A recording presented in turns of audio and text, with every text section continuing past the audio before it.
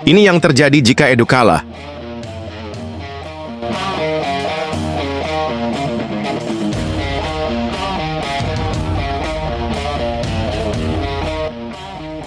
Tiga pertandingan telah dilewati Persebaya Surabaya tanpa meraih kemenangan.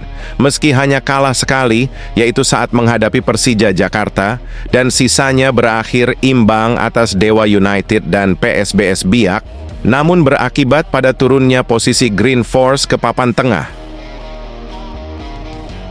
Sorotan pun ditujukan kepada pelatih Persebaya, Eduardo Perez, yang dinilai mulai menunjukkan tanda-tanda kemerosotan performa.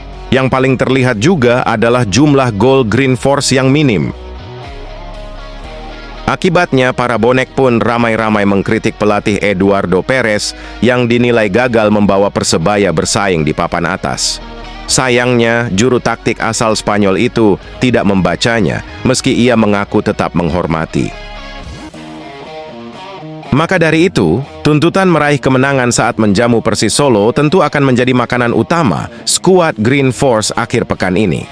Coach Edu pun membantah para pemainnya kehilangan gairah untuk bersaing. Coach Edu pun meminta bonek tidak terlalu khawatir dengan performa Persebaya, meskipun skuad asuhannya saat ini duduk di peringkat 10.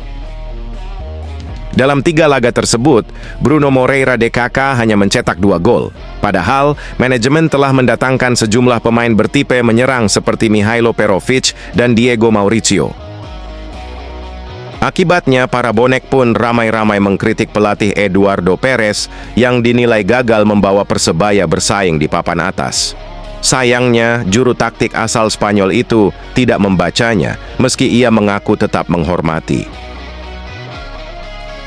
Maka dari itu, tuntutan meraih kemenangan saat menjamu Persis Solo tentu akan menjadi makanan utama skuad Green Force akhir pekan ini. Coach Edu pun membantah para pemainnya kehilangan gairah untuk bersaing. Coach Edu pun meminta bonek tidak terlalu khawatir dengan performa Persebaya, meskipun skuad asuhannya saat ini duduk di peringkat 10. Sebagai informasi, Persebaya akan menjamu Persis Solo pada pekan ke-10 Super League pada 2 November mendatang di Stadion Gelora Bung Tomo. Sayangnya, Leo Lelis dan Mikael Tata dipastikan tidak bisa bermain karena sama-sama diganjar kartu merah saat menahan imbang PSBS Biak pekan lalu. Jangan coba-coba lagi, Perez siapkan peran baru Tumbas.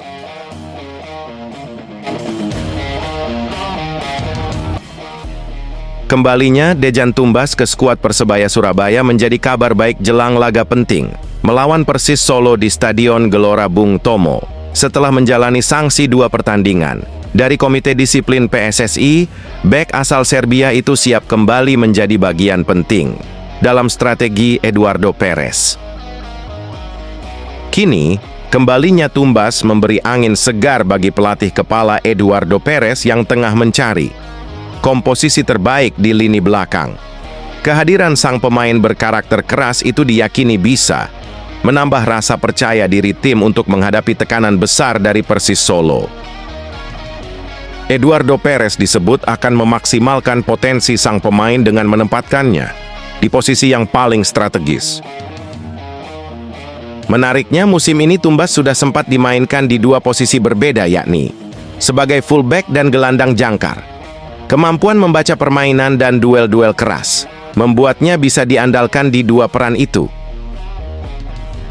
Perez tampaknya siap menjajalnya dalam skema berbeda agar pertahanan lebih stabil dan transisi lebih cepat. Kombinasi Tumbas dengan Rahmat Irianto di lini tengah dan pertahanan juga berpeluang besar menjadi opsi utama. Duet keduanya bisa memberi rasa aman bagi kiper sekaligus menopang permainan dari belakang. Eduardo Perez sendiri menegaskan timnya akan tampil habis-habisan untuk meraih 3 poin di depan bonek. Ia menyadari tekanan besar dari supporter yang mulai menuntut perubahan setelah hasil kurang konsisten di beberapa laga terakhir.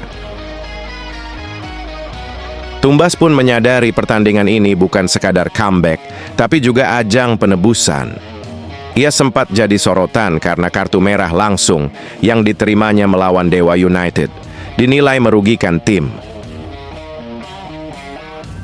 Bonek pun menyambut kembalinya Tumbas dengan antusias di media sosial. Banyak yang berharap pemain bernomor punggung 5 itu bisa tampil maksimal dan membawa Persebaya Surabaya kembali ke jalur kemenangan.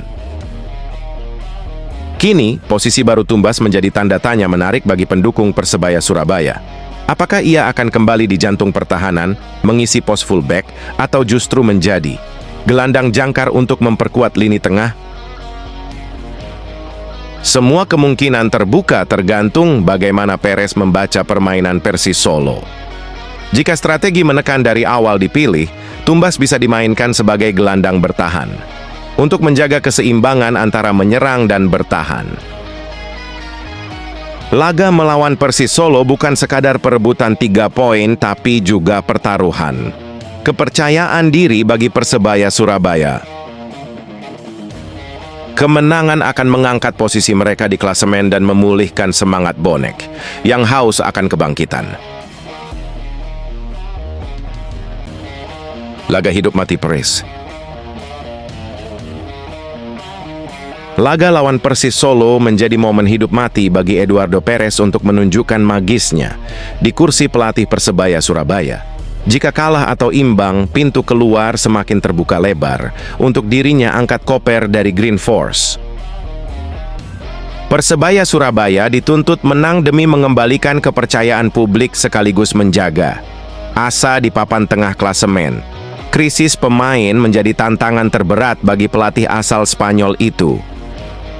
Sejumlah pilar utama Persebaya Surabaya dipastikan absen karena sanksi dan cedera yang menumpuk.